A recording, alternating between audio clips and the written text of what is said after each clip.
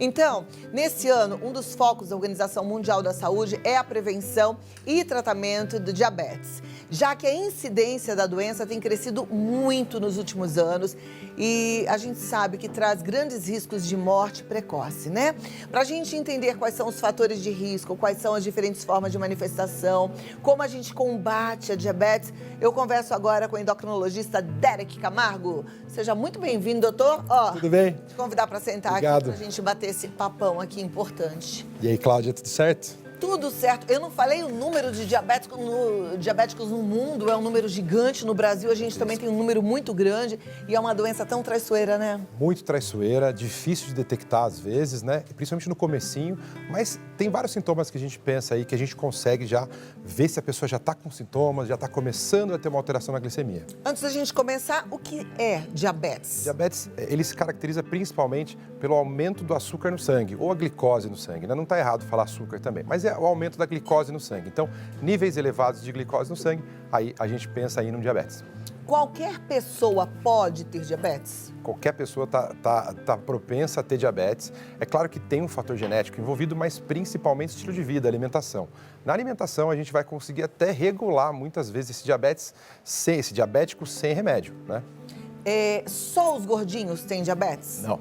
Muitas pessoas que estão super dentro do peso, fazem exercício físico, porque é uma doença autoimune também, né? O pâncreas começa a ser destruído pelos próprios anticorpos e aí pode desregular a secreção de insulina e aí a pessoa desenvolve diabetes. Muita gente tem diabetes tipo 1, que não tem insulina nenhuma, né? Geralmente descobre no comecinho da infância, 3, 5 anos, dá algum problema, leva para o médico e fala, olha, infelizmente está com diabetes. Mas dá para também ter no decorrer da vida, com 20, 30, 40 anos. Agora, diabetes do tipo 1 não está relacionado ao estilo de vida, né? Não, diabetes tipo 1 aí é uma doença autoimune mesmo. O pâncreas é destruído, destroem as células que produzem insulina e a pessoa fica sem insulina mesmo, tem que repor insulina pro resto da vida. E nesse caso tem um fator genético, mas é hereditariedade? Hereditariedade, exatamente. Alguém da família já teve, ou então alguma doença pode ter desencadeado isso na infância, mas o fator genético é muito importante aí, passa de 50% a 60%. Agora, diabetes do tipo 2, tem esse fator genético também? Ou é mais estilo de vida que às vezes a gente vê assim, a família toda come errado, aí o filho come errado, então o pai teve, o filho que come errado, que aprendeu que esse pai acaba tendo? Tem um pouco do fator genético, ela é uma predisposição, na verdade, mas está muito ligado ao estilo de vida. Então, a pessoa que come muito açúcar, muito doce, muito bolo, come muita farinha branca também. Então, aí a gente entra com pão, macarrão, esfirra, coxinha, essas gostosuras aí que a gente come sempre e come em excesso. E aí acaba desenvolvendo diabetes. E aí a insulina não dá conta, né? E aí o açúcar fica sempre alto e aí começam os problemas. E nesse caso, no diabetes tipo 2, essa que vem por conta do mau hábito, pode acontecer numa pessoa magrinha também? Também. Muitas pessoas são magras às vezes o metabolismo é muito acelerado e tudo mais. Mas mesmo assim ela pode desenvolver também por excesso de açúcar, excesso de pão, farinha branca. Não precise cortar todos esses alimentos, mas comer com moderação. Sempre exercício físico. O exercício físico ajuda a glicose a ser sugada pelo músculo, né, e pelas células. Então, exercício físico e estilo de vida vai melhorar com certeza.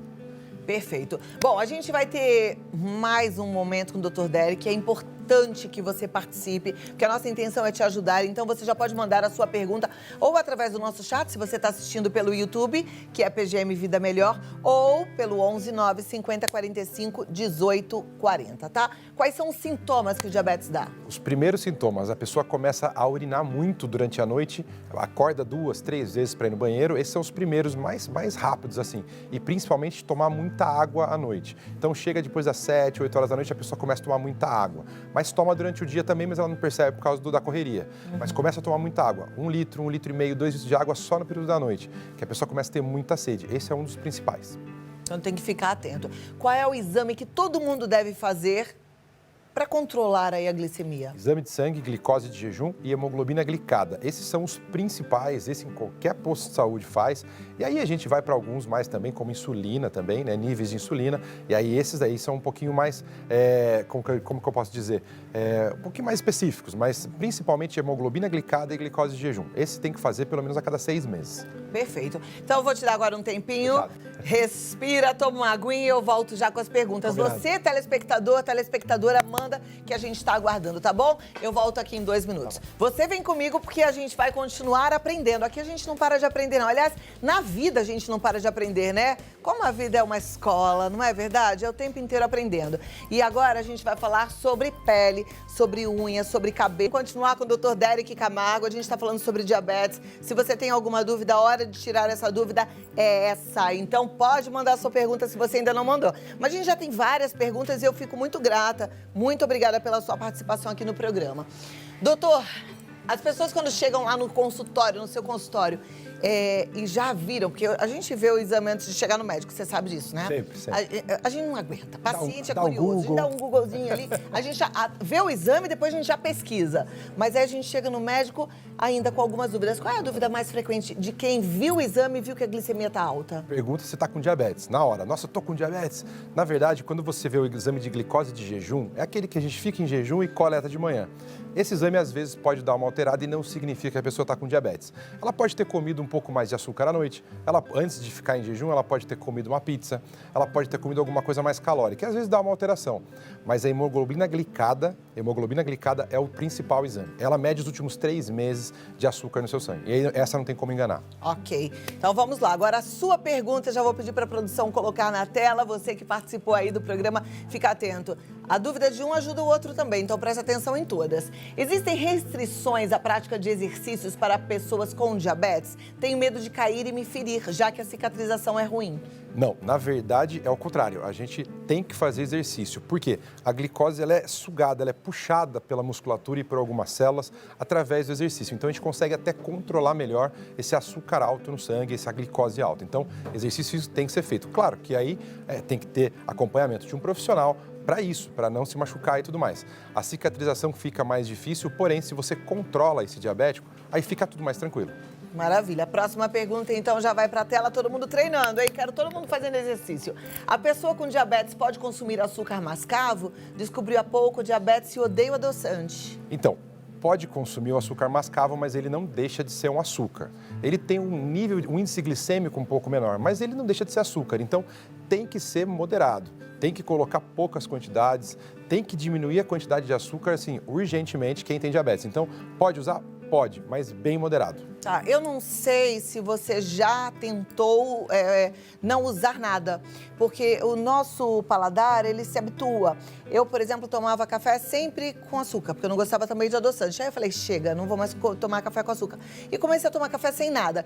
Ó, no começo é difícil, eu confesso pra você, mas depois eu nem penso mais num café adoçado, porque eu acho esquisito. Então tenta, vai treinando aí suas papilas gustativas que no final dá certo, tá bom? Próxima pergunta, vamos lá para a tela. Estou pré-diabética. Se eu cortar a farinha e açúcar por um tempo, depois eu posso voltar?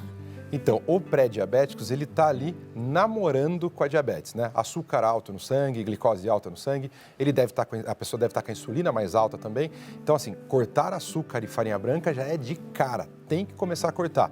Depois, para o resto da vida, vai moderar, né? Porque o que eu te falei, não dá para ficar o resto da vida sem comer um pão francês. Eu adoro pão francês, mas eu como pouco.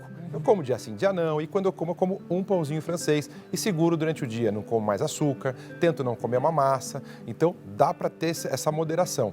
Mas assim, para o resto da vida, vai ter que ser mais moderado. Não dá para comer como se tivesse 18 anos, que o metabolismo é alto. Então, vai ter que moderar para o resto da vida.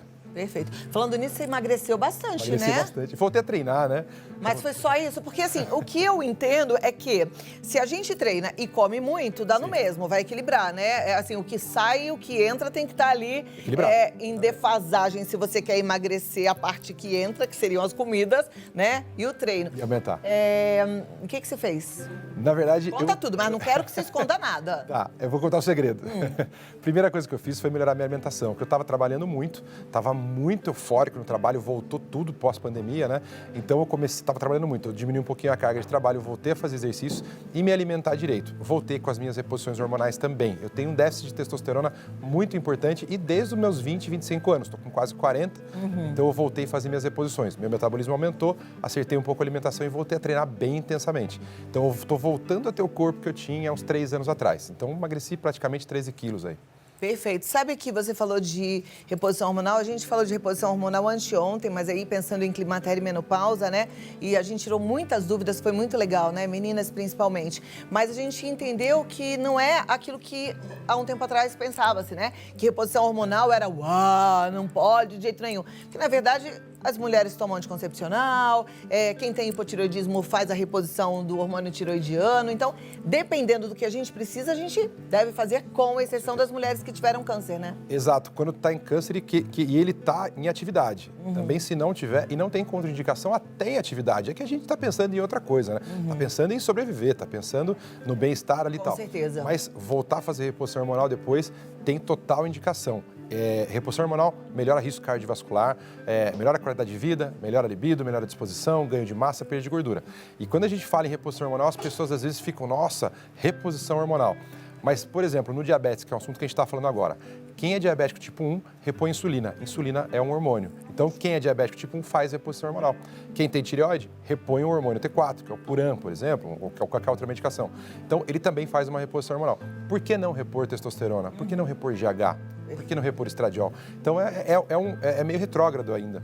E sempre dosando, porque às vezes a gente está repondo, mas não está na dosagem correta. Eu dei uma engordadinha aí na época da pandemia, achei que também exagerei um pouco, mas eu fui ver, a minha tireoide tinha descompensado de novo, estava com hipotireoidismo, tive que aumentar um pouquinho o meu sintroide. Então, assim, sempre dosando pra gente ficar ali sempre equilibradinho. Última pergunta, doutor. Meu pai é muito teimoso, tem diabetes, mas sempre come muito açúcar e arroz doce. Opa, que delícia! Qual a substituição mais simples para tentar convencê-lo? Olha, tem várias coisinhas que a gente pode usar. Canela é uma delas, ajuda um pouquinho, baixo índice glicêmico. A gente pode tentar usar o xilitol, que é um tipo de açúcar também que adoça muito bem. Sim. E não tem índice glicêmico também. Então, tem várias alternativas. Dá para fazer o arroz doce? Até dá. Mas lembrando que o arroz também vai subir o índice glicêmico, né? Então, dá para comer, mas tem que moderar, não tem jeito. Sabe que a gente está acompanhando muito o trabalho. Ontem esteve aqui com a gente, anteontem também, o chefe Yuri. Ele é Yuri Bake Off 4. Yuri Bake Off 4. É só receita low carb, sem açúcar. O máximo. Ele ensinou uma torta de chocolate, uma torta mousse, que você come ajoelhado e assim, não tem açúcar. Você jura que tem açúcar, né? É low carb, maravilhoso. Deixa eu passar o contato do Dr. Derek. Vale a pena você marcar e bater um papo com ele. E olha, dá uma olhadinha nesses níveis aí hormonais e não esqueça que hoje até com a telemedicina a gente se cuida, então não tem desculpa. Ele tá no derekcamargo.com.br. O Face é DR Derek Camargo, o Instagram também. E o WhatsApp, que aí você já manda uma mensagem para marcar, é o 119-4564-6108. Certo? Obrigado. Muito obrigada. Adorei, como sempre. Uma ótima tarde e até a próxima. Adoramos também. Obrigado, viu? tchau, tchau. Vem cá comigo, daqui a pouquinho a gente vai aprender a fazer um lombo maravilhoso.